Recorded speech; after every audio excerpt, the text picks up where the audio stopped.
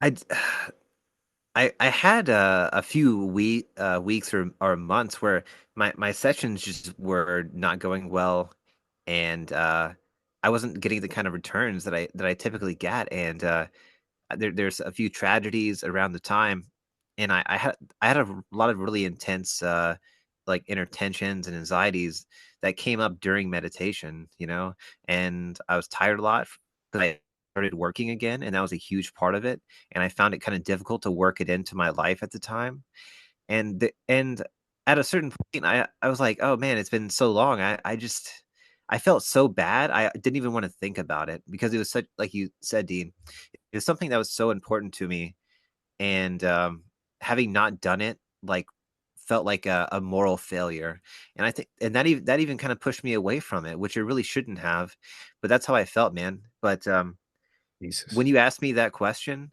it took me the entire day, and I was like, death anxieties.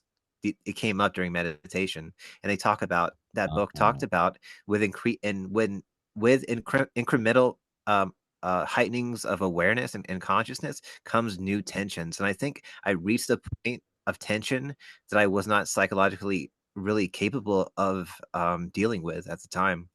And I've grown like a lot over these past 2 years, you know, from a lot for a lot of different reasons. And I came to it, man, and I accepted it, you know.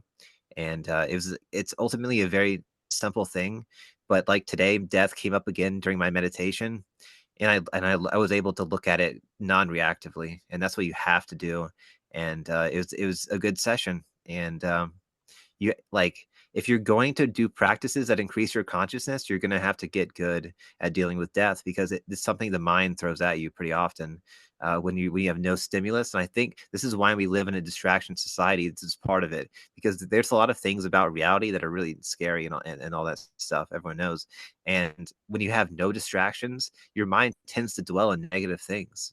And maybe this is a Western psychological like attitude or whatever, but this is true for myself. But once I made that realization, because it wasn't even the images that it was showing me and the memories, it was the fact that um, I could accept it, right?